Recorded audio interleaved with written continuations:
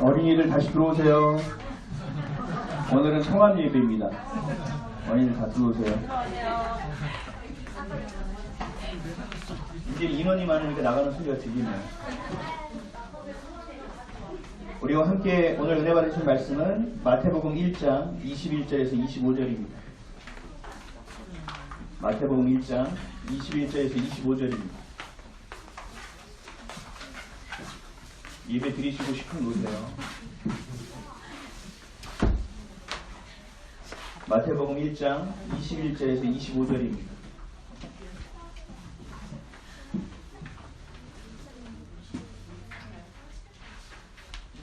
마태복음 1장 21절에서 25절. 우리 한 목소리로 읽도록 하겠습니다. 시작. 아들을 낳으니 이름을 예수라 하라. 이는 그가 자기 백성을 그들의 죄에서 구원할 자이심이라 하니라.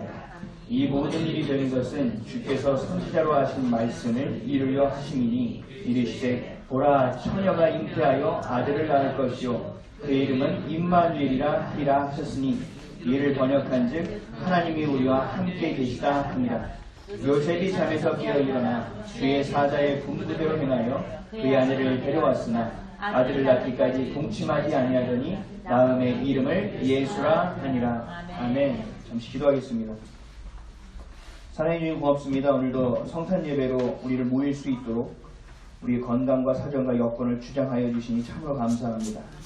하나님, 오늘 이 성탄으로 인하여 우리가 늘 예수를 깊이 생각할 수 있는 그 시작점이 될 수 있도록 도와주시고 세상을 묵상하지 않고 세상을 동경하지 않고 오직 주님이 전부됨을 깨달아 알아 그 은혜 안에서 그리스도 안에서 그리스도로 말미암아 그리스도가 가신 그 길을 따라 걸어낼 수 있는 용기 있고 믿음 있는 하나님 주님의 자녀들 한 명 한 명 될 수 있도록 축복하여 주옵소서.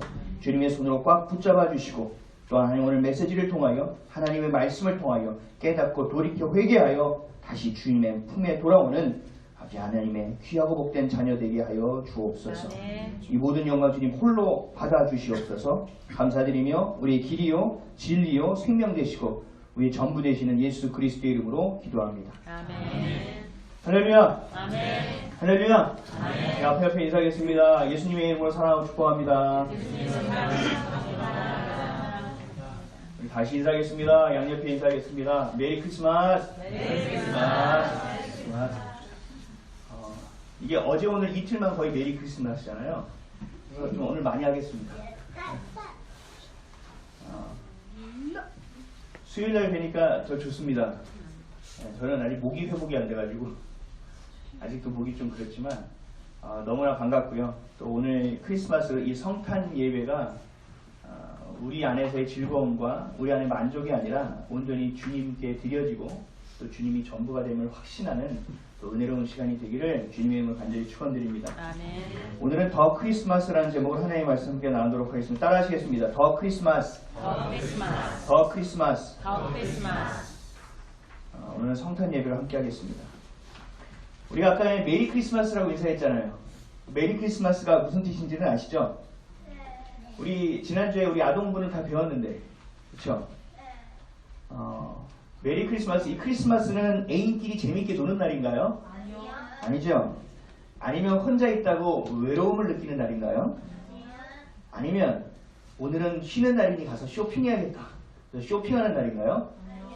아니죠. 아니면 너무나 공부를 열심히 하는 친구가 있어서 오늘 다 놀 때 나는 공부를 하겠다. 혹시나 그런 친구들이 있나요? 크리스마스는 무슨 날이죠? 예배드리는 날입니다. 크리스마스는 이 땅에 예수님이 오신 날입니다. 우리를 향한 사랑을 완전하게 확증해 주시기 위하여 이 땅에 오신 날입니다. 그래서 예수님으로 인하여 우리의 찌그러지고 상해 있고 왜곡되어 있던 우리의 기쁨이 회복되어져야 되고 또 예수님으로 인하여 내가 다시 태어날 수 있고 이전 것은 지나갔으니 새 것이 될 수 있는 놀라운 은혜를 다시 경험하고 회복해야 되는 날이 바로 오늘이라는 것입니다. 그리고 그렇게 해주심에 너무나 큰 감사가 있는 날이 바로 오늘이 되어야 되는 것입니다. 그래서 모두가 함께 모여서 예수님을 찬양하고 예배하는 거예요. 그 의미가 바로 크리스마스입니다. 또 그 앞에 메리를 붙였잖아요. 메리. 이건 뭡니까? 너무나도 즐거운, 너무나도 행복한, 더 좋은 이라는 뜻이잖아요. 이게 무슨 뜻이라고요? 여러분, 메리 크리스마스 하면 그냥 메리 크리스마스가 아니고 이 안에 이게 들어있는 거예요. 예수님 오심을 함께 찬양하고 기뻐합니다. 너무 행복합니다라는 것이 이 메리 크리스마스라는 내용에 다 들어가 있어요. 제가 어제 믿지 않는 사람들까지도 다 보냈어요. 메리 크리스마스 하고 그 예쁜 거 해가지고 다 보냈어요. 답이 어떻게 오나 한번 보려고.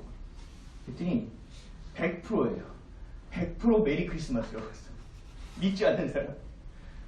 저는 사람들한테 얘기한 거죠. 예수님 오심을 너무나 기뻐하고 너무나 행복합니다. 주님을 예배합시다 라고 보냈더니 이 사람이 똑같이 저도 예배합니다 라고 해서 보낸 거라는 거죠. 본인들은 무슨 뜻인지 몰라도 그들은 그들의 입술을 통하여 그렇게 선포하게 됐습니다. 제가 전화를 하면 저랑 자주 통화하시는 분들은 알겠지만 제가 전화 받으면 대부분 할렐루야 그래요. 믿지 않는 사람도 똑같이 해요. 제가. 왜냐면 제가 목사라는 걸 알기 때문에 그냥 할렐루야 그래요. 그러면 그 반응이 어떻게 오는지 아세요? 놀렐루야 이렇게. 아니에요. 할렐루야 그러면요 대부분이 두 가지 대답이에요.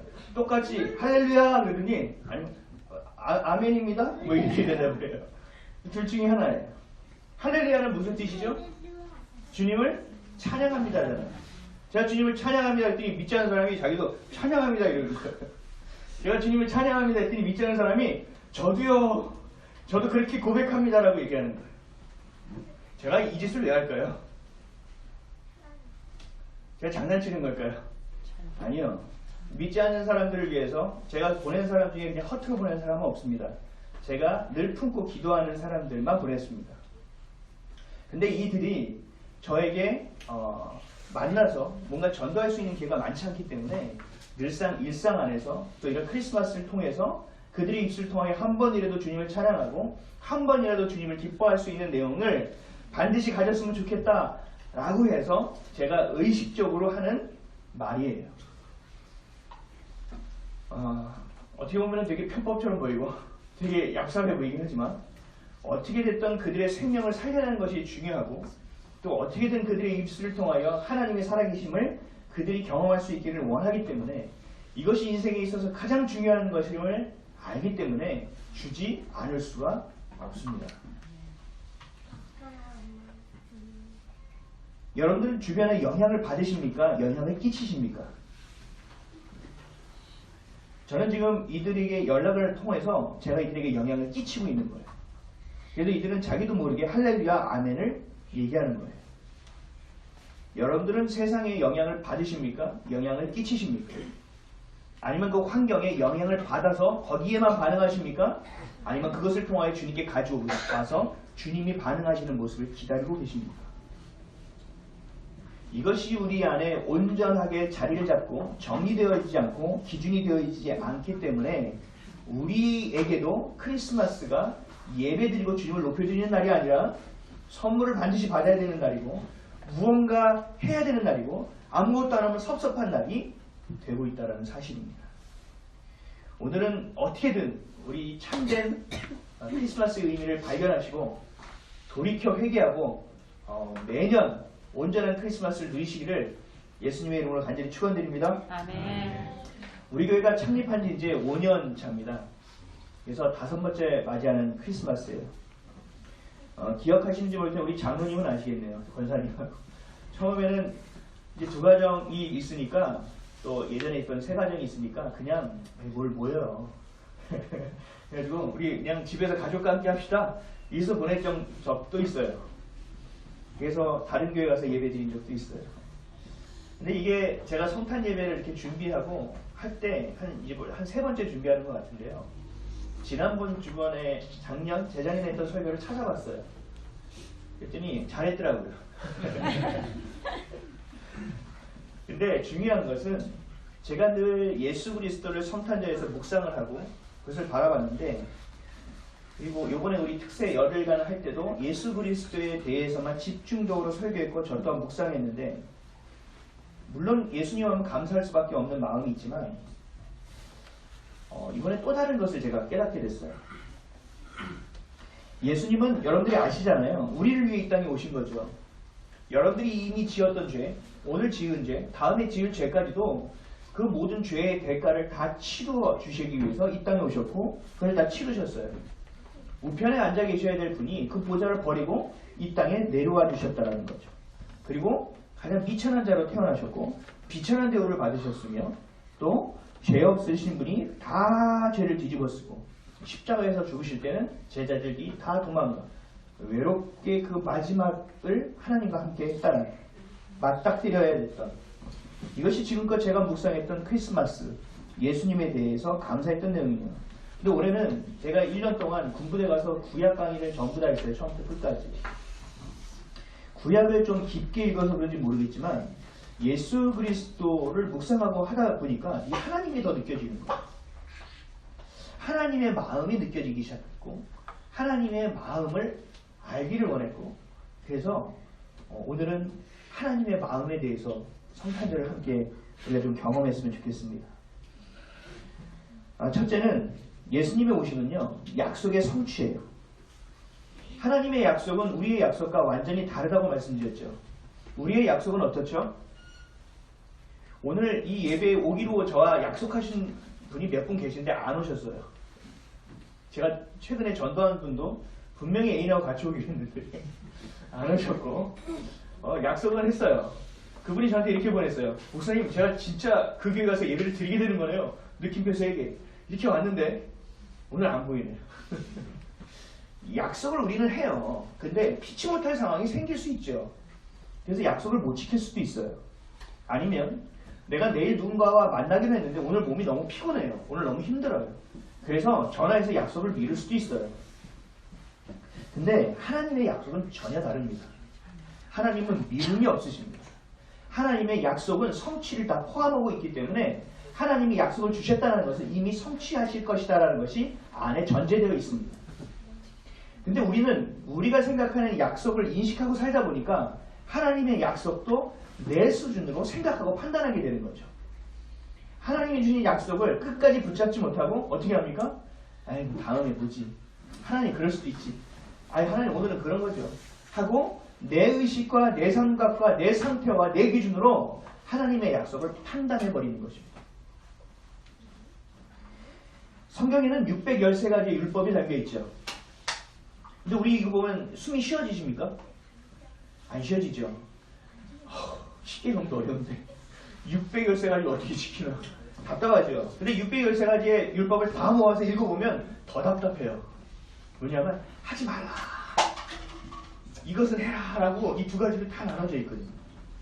그러니까 깝깝해요. 그래서 이런 내용을 읽고 신앙생활 하시는 분들은 고개를 절레절레 흔들고 신앙생활이 어렵다고 이야기합니다. 근데 반대로 성경의 약속은 몇 가지가 기록되어 있을까요? 율법은 613가지인데 약속은 32,500개가 담겨있어요. 다 우리에게 주신 약속이 있기 때문에 그래요. 근데 우리는 그 32,500개에 대한 약속에 대해서 감사하는 것이 아니라 어떻게 합니까? 613가지를 보고 아우 하나님 너무하시네 라고 생각해요. 이 기준이 어디에 있죠? 나에게 있는 거죠. 아까 우리가 약속을 얘기할 때도 하나님의 약속은 변치 않는데 내 기준으로 보니까 자꾸 변하는 것처럼 보여지고 아닌 것처럼 보여지고 성취되지 안 될 것처럼 보여지기 때문에 그렇거든요. 율법도 마찬가지라는 거죠. 613가지만 보는 거예요. 32,500개의 약속을 주셨는데도 불구하고. 우리 아담과 하와를 한번 생각해 보실까요? 아담과 하와. 제가 강의 다니면서 제일 많이 받은 질문 중에 하나예요. 하나님은 왜 굳이 선악과를 그 중간에 세워서 죄를 짓게 만들었냐는 거죠. 하나님의 저의가 있대요. 우리가 알지 못하는 하나님의 이게 있대요. 우리를 죄로 해서 자기가 우리를 주무를 수밖에 없게 만드는 장치래요. 별 얘기를 다 들었어요. 근데 하나님은 에덴 동산을 만드셔서 먹고 살아가는 것, 모든 것을 다 누릴 수 있게 해주셨어요. 심지어 동물의 이름도 우리가 알아서 지어도 돼요. 모든 것을 다 누려도 돼요. 내 마음대로 다 해도 돼요. 근데 그거 하나만 건드리지 말랬죠. 근데 사람들은 어떻게 하죠? 그 선악과를 그것만 보는 거죠. 하필이면 왜 이것만 하지 말라 그랬지? 왜 이건 안 되는 거지? 누릴 게 너무 많은데 그것을 누리지 않고 선악과만 보고 앉아있으니 시험에 들까요 안 들까요? 32,500개가 있는데 613가지만 보고 있으니 신앙생활이 될까요? 안 될까요? 안 된다는 얘기예요. 철저히 내 기준을 가지고 하나님의 신앙, 하나님의 말씀을 대하다 보니 이건 절대로 되지 않는 일이에요. 절대로 믿을 수가 없는 일입니다. 이것이 바로 하나님의 알지 못하는 사람의 한계입니다. 이것이 바로 죄를 품은 자의 모습입니다. 하나님은 약속하시면 반드시 이루십니다. 아멘이십니까? 우리의 한계로 하나님을 제한하는 것을 버려야 합니다.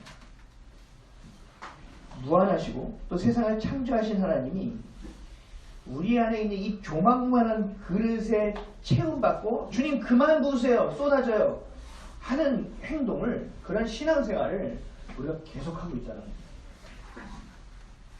여러분, 주님의 사랑을 경험해 보셨습니까? 주님의 사랑을 경험하면 어떻게 되는지 아세요?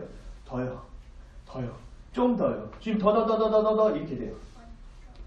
주님의 사랑을 더 달라는 거죠. 더 부어달라는 거죠. 사랑은 경험하지 않았지만 돈은 경험해 보셨죠? 주님 이거 모자라요. 좀 더 주세요. 이거 모자라요. 더 주세요. 기도하다가 응답해서 주셨어요. 이야, 하나님 진짜 얄짤없구만. 구한 것만 딱 주셨네. 이래버리잖아요. 하나님을 우리의 생각으로 판단해버리고 하나님을 우리의 기준으로 제한해버리는 것이 바로 우리의 모습입니다. 약속을 믿음으로 바라본 자들에게는 하나님이 반드시 성취하십니다. 하나님이 반드시 그 약속을 주신다라는 거예요. 아멘이십니까? 여러분들 하나님의 말씀을 믿고 계십니까? 혹시 냉장고에만 붙여놓고 계시지 않습니까? 하나님이 주신 말씀이 나에게 이루어질 말씀이고 하나님이 행하실 말씀이라는 것을 분명히 기억하고 바라봐야 됩니다. 32,500개가 있는데 여러분 몇 개나 여러분들을 통해 하나님이 성취하셨습니까? 우리 교회는 성구역회 때마다 말씀 하나씩 이렇게 뽑잖아요. 누구는 뭐 그것도 뭐 미신이라고 얘기하는데 뭐 그럴 수도 있어요. 그걸 그렇게 보면은. 근데 저 같은 경우에는 매년 하나님이 주시는 말씀의 약속을 붙잡고 또 매달 주시는 약속을 또 붙잡고 매일 주시는 약속을 붙잡습니다. 그래서 힘들고 어려울 때 저도 쓰러지고 저도 넘어져요. 저도 시험에 들어요. 그럼에 불구하고 벌떡벌떡 다시 일어날 수 있고 그 슬픔 가운데서 다시 미소 짓고 웃을 수 있는 이유는 뭐예요? 주님이 나에게 주신 약속 때문이라는 거죠. 왜요? 약속은 절대 변치 않는다. 하나님 주신 약속은 반드시 성취된다. 라는 것을 여러분 반드시 기억하셔야 돼요. 아멘.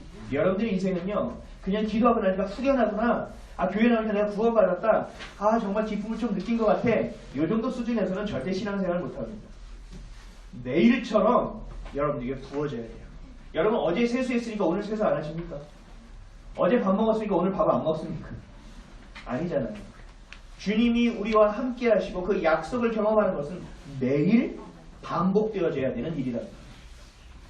매일 여러분들이 붙잡고 살아가는 기준이요, 표대요, 잣대가 되어져야 한다는 것입니다. 이것이 바로 하나님의 말씀입니다.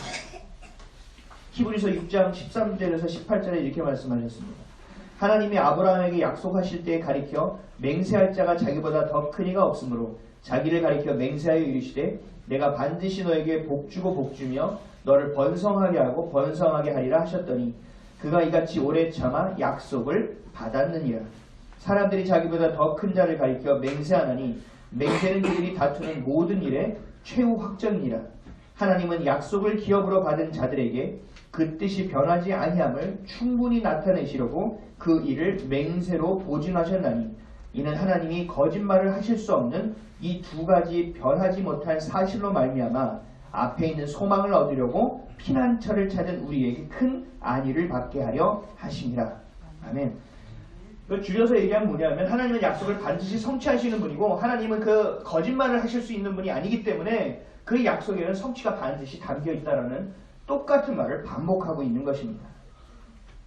예수님이 이 땅에 오신 것도 마찬가지입니다. 어느 날 있다가 이거 도저히 안 되겠네. 야 예수야 네가 한번 내려가 볼래?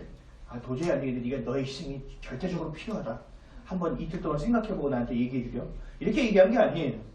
미리 함께 계획하시고 또 우리에게 주신 약속을 성취하신 때에 그것을 이루신 것이 바로 예수님이 이 땅에 오신 그 날이라는 것입니다. 이사야 7장 13절에서 14절에 이렇게 말씀하십니다. 이사야가 이르되 다윗의 집이여 원하건대 들을지어다. 너희가 사람을 괴롭히고도 그것을 작은 일로 여겨 또 나의 하나님을 괴롭히려고 하느냐. 그러므로 주께서 친히 징조를 너희에게 주실 것이라. 보라, 처녀가 잉태하여 아들을 낳을 것이요 그의 이름을 임마누엘이라 하리라. 아멘. 이사야서가 기록된 게 거의 기원전 700년에 기록된 일입니다. 그러면 우리가 대략 보더라도 우리가 기원전과 서기를 나눌 때 예수님의 탄생으로 나누잖아요. 그게 물론 정확하지는 않지만 그것으로 나누면 보면 대략적으로 한 700년 전에 있었던 예언이 성취되어진 사건이에요. 그러면 이런 얘기하면 소망이 아니라 다들 내 기도가 700년 후에 이루어진다고 이러면서 슬퍼할 수도 있겠지만 하나님은 700년이 지나든 몇천 년이 지나든 하나님이 주신 약속은 반드시 성취하신다는 거예요. 오늘 이 크리스마스, 이 성탄 주일 우리가 예배를 드릴 수 있는 이유는 그 약속을 주님이 성취하셨기 때문이에요. 세상 사람들의 약속은 해도 되고 안 해도 되는 약속이지만 언제든 내가 어그러져도 괜찮은 약속이지만 하나님의 약속은 절대로 그렇지 않다는 거예요. 한 입까지 두말하지 않으신다는 거예요. 기도하면 몇 분 후에 응답해 주실 수도 있어요. 그러나 기도하면 몇십 년 후에 이루어질 수도 있어요. 그 기도가 내 때가 아니라 내 자녀의 때에 이루어질 수도 있어요. 다만 중요한 것은 뭐예요? 반드시 이루어진다는 사실이에요. 그래서 여러분들이 하나님의 말씀을 대하는 이 자세가 바뀌어야 돼요. 하나님의 말씀은 하나님의 마음이에요. 우리를 향한 하나님의 마음은 우리를 심판하고 징계하는 것이 아니라 미래와 소망을 주기 위함이라고 예레미야 입술을 통해 우리에게 계속 말씀하고 있거든요. 사랑하는 성도 여러분, 힘드십니까? 어렵습니까? 여러분들이 잡아야 될 것은 그 상황을 분석하고 그 상황의 문제점을 찾아 해결하는 것이 아닙니다. 가장 중요한 일은 하나님의 약속을 붙잡는 일입니다. 하나님을 의지하는 일입니다. 이 땅을 지으시고 천지를 창조하시고 내게 생명을 주신 분에게 내 모든 것을 의탁하는 일입니다. 이것이 되지 않고 이것이 기준점이 되지 않고서는 하나님이 주신 약속의 말씀은 절대로 성취될 수 없습니다.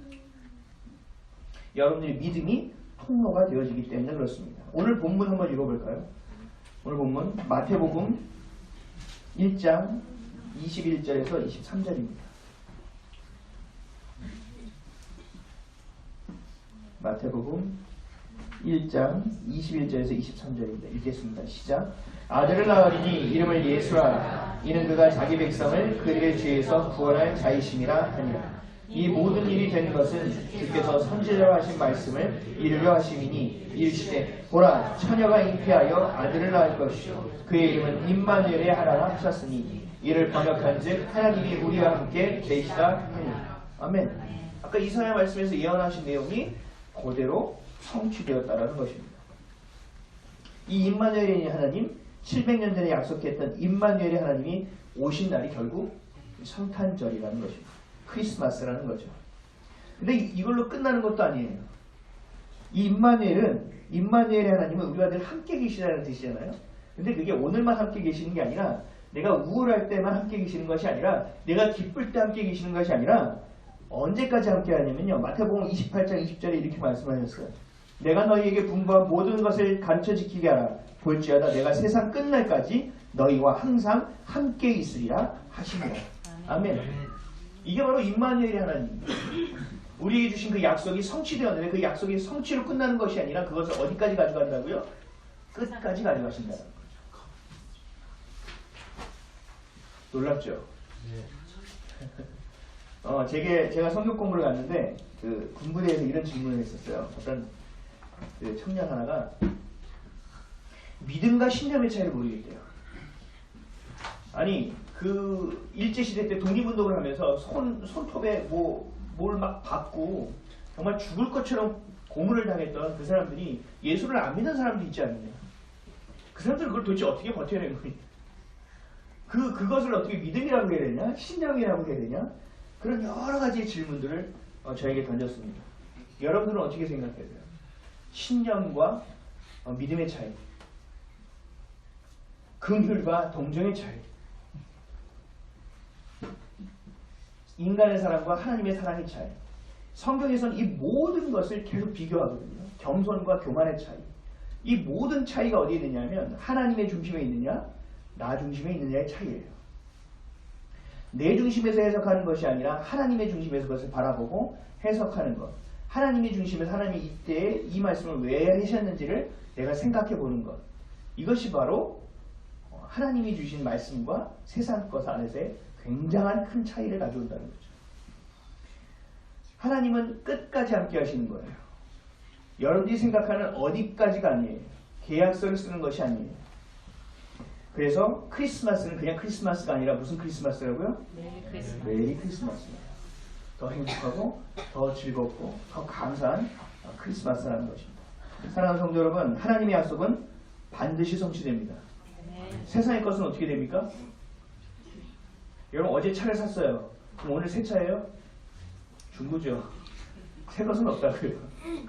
그래서 이사야서 40장 8절에 이렇게 말씀하세요. 풀은 마르고 꽃은 시드나 우리 하나님의 말씀은 영영이 서리라 하라. 아멘. 세상의 모든 것은 벗어지고 없어지고 결국은 나를 기쁘게 하는 것 같아도 나를 힘들게 하고 나를 온전케 하는 것 같아도 나를 시험에 들게 하는 것이지만 하나님의 말씀은 절대 배신 없이 우리들을 끌고 가는 약속의 성취라는 것을 반드시 기억하시고 믿음으로 그 과정을 걸어내는 저 여러분 되시기를 주님의 이름으로 간절히 축원드립니다. 그런데 너무나 안타까운 거죠. 이런 언약과 약속의 성취를 뒤로하고 이 크리스마스가 어떤 크리스마스가 됐습니까? 세상의 크리스마스가 됐다는 얘기죠. 여러분 크리스마스를 다른 말로 뭐라고 얘기하죠? 엑스마스라고 그러죠. 엑스마스. 이 X가 무슨 뜻인지는 아시겠지만 한 번 더 설명해 드릴게요. X는 이 헬라어로 크리스토스, 뭐냐면 그리스도라는 뜻이 앞에가 X예요. 그래서 그 엑스마스가 뒤에 예배죠. 똑같은 말이에요. 메리 크리스마스랑 크리스마스와 엑스마스가 똑같은 말이죠. 근데 이 X가 변하고 있습니다. 이 X가 결국은 예수 그리스도를 말하고 그래서 예수 그리스도에게 예배 드리는 날이 되어야 하는데 이 X가 어떤 X가 되냐면 우리가 수학 문제 풀 때 미지수를 뭘로 놓죠? X값으로 놓죠. 그 X마스가 되어버렸어요. 왜냐하면 예수님이 없어요. 뭐 1, 2년 된 일도 아니죠. 뭐가 있습니까? 트리가 있고 선물이 있고 또 종령이 있고 산타클로스가 있고 또 즐거운 파티가 있고 이것이 없으면 왠지 허전하고 이것이 없으면 크리스마스가 아닌 것 같은 마음이 교회를 다니는 많은 사람들에게도 그런 마음이 있다라는 거예요. 여기 저희 딸아이가 앉아있지만 오늘 아침에 대성통곡을 하고 울었습니다. 선물이 없었기 때문이죠. 선물이 없었다는 거예요.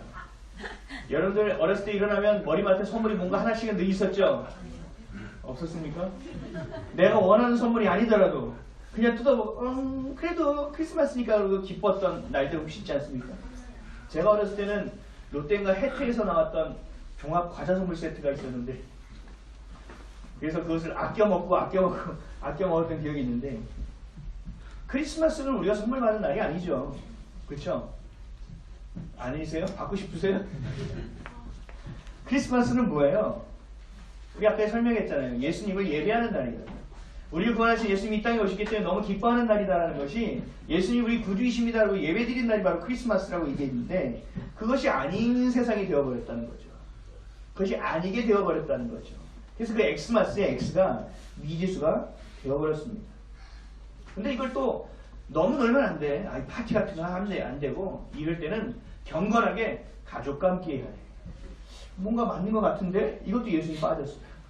그래서 연말 휴가를 가거나 또 자선 모금을 하거나 또 가족끼리 모여서 연례 행사를 하거나 나쁘지 않아요. 근데 이 안에 누가 빠졌어요?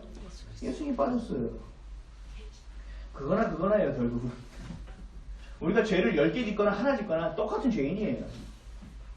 하나님의 시선에 비칠 때 우리의 모습이 드러나게 되어 있거든요. 그래서 안타까운 거예요. 근데 여기에서 머무르지 않아요. 이 성탄절을요 얼마나 교묘하게 쓰는지 아세요? 예수님이 태어나셨으니까 예수님이 아기겠죠? 그렇죠? 그래서 예수님을 아기로만 표현해요. 무슨 말이냐면 예수님이 이 땅에 오셔서 수많은 기적과 이적을 행하셨고 우리를 위하여 그 마지막 호흡이 끊기는 순간까지도 순종하며 우리를 구원하신 그 예수 그리스도를 그냥 애기로만 보는 거예요. 그래서 순수하구나, 순결하고 정결하고, 감사하다, 귀여워, 너무 좋아, 예수님 너무 예뻤어. 예수님 태어났을 때는 토실토실 하셨을까? 뭐 진짜 구유에 누웠을까? 그때는 그 구유는 어떤 학자들은 그렇게 얘기하더라고요.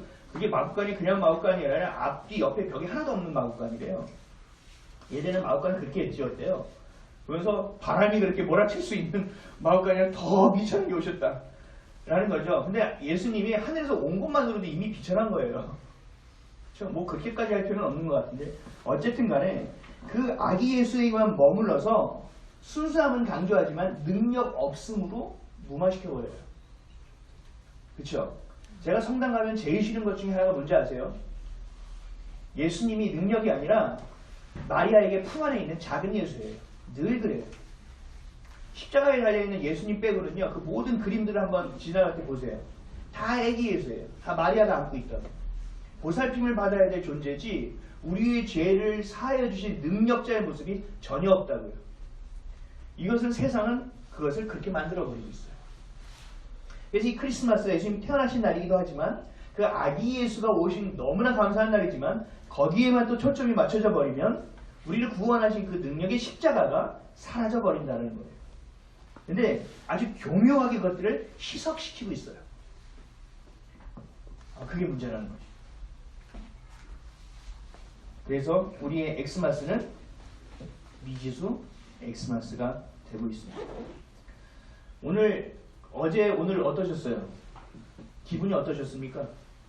요즘 뭐 저작권 때문에 그런지 캐롤도 밖에서 잘 안 들리던데. 그 저작권 때문에 그런 건가요? 좀 잘 모르겠는데. 어떠셨어요? 그냥 애인도 없는데 또 크리스마스 이셨어요? 아니면 좀 마음이 들뜨셨나요? 아니면 기쁘셨나요? 내일 성탄 예배인데 너무 기뻐 이러신 분은 안 계시죠? 그렇죠? 왜 우리 마음은 크리스마스가 되면 들뜨고, 왜 우리는 기뻐해야 되고, 우리는 왜 애인을 만나야 되고, 왜 우리는 맛있는 거를 먹어야 되고, 왜 우리는 자꾸 행복하게 지내야 되는 것인가를 잘 생각해야 돼요. 왜요? 이 또한 십자가의 기준이 있는 것이 아니라 내게 그 기준이 있기 때문에 그렇습니다. 제가 괜히 이 축제의 날에 찬물을 끼얹는 것 같지만 크리스마스의 의미가 무엇인지를 분명히 아셔야 합니다. 그리고 지금 모든 것이 혼란하고 혼탁한 지금 우리나라에 이 가운데서 정확하게 분별하면서 주님의 능력에 의지하여 정말 예수님이 신랑돼서 다시 오시는 그날까지 순결한 신부로서 기다릴 수 있기 위해서는 우리가 이 크리스마스부터 우리가 매일매일 예수를 깊이 생각하는 삶이 되어져야 한다는 것입니다. 여러분 정말 힘들고 우울할 때 예수님 생각하신 적 있으세요? 죽을 것 같을 때 예수님 생각한 적 있으세요? 없잖아요. 아멘 하신 분도 계십니다. 아멘입니다. 그래서 때마다 여러분 문제 자꾸 생각하지 마세요. 예수를 깊이 생각하셔야 됩니다. 기쁠 때나 기쁠 때나. 히브리서 3장 1절에 이렇게 말씀하십니다. 그러므로 함께 하늘의 부르심을 받은 거룩한 형제들아, 우리가 믿는 도리의 사도이시며 대제사장이신 예수를 깊이 생각하라. 아멘. 여러분 세상을 묵상하지 마시고요. 예수님을 묵상하세요. 여러분 세상 사람들은요, 여러분들 위해서 다 못 줘요. 여러분들 저를 위해서 여러분들 자녀를 십자가에 못 박으실 수 있으세요? 눈을 피하시네요. 여러분 옆에 있는 사람 위해서 내 자녀를 십자가에 달 수 있어요? 못해요. 안 돼요. 할 수 없어요. 근데 하나님은 하셨잖아요. 그리고 그 길에 순종하셨잖아요. 그냥 순종했어요? 아빠가 까라니까 뭐 이랬어요? 아니죠. 어떻게 했습니까? 죽기까지 순종하셨잖아요. 그 마음을 동일하게 가지시고 우리를 사랑하시는 그 모든 것을 아주 정점을 찍어버리셨다. 사랑하는 성도 여러분, 성탄절은 미지수 X의 날이 아니라 예수 그리스도의 날입니다. 주님을 찬양하고 예배하는 날입니다. 주님이 전부가 되어야 되는 날입니다. 오늘부터 시작하여 여러분들이 우리 오늘부터 1일 뭐 이렇게 연애하잖아요. 그렇죠? 오늘부터 예수님과 함께 1일 되시는 저와 여러분 되시기를 주님의 이름으로 간절히 축원드립니다. 기도하겠습니다. 사랑해 주님 고맙습니다. 오늘도 주님의 은혜 안에 있게 하시고 또 크리스마스가 어떤 크리스마스인지를 또 우리가 정확하게 이해하고 또 그렇게 살아가기를 간절히 소원합니다. 주님께서 주신 놀라운 은혜를 경험하게 하시고 주님께서 주신 놀라운 사랑을 경험하게 하여 주시옵소서. 온전함으로 주를 향할 수 있도록 인도하여 주옵소서. 늘 그리스도를 생각하게 하시고 세상을 묵상하며 내 마음 가운데 빠져들어가지 아니하며 내 기준이 아니라 오로지 주님의 기준 안에 서 있는 하나님의 말씀으로 하나님의 마음을 품어내는 자들 될 수 있도록 인도하여 주옵소서. 감사드리며 예수님의 이름으로 기도합니다.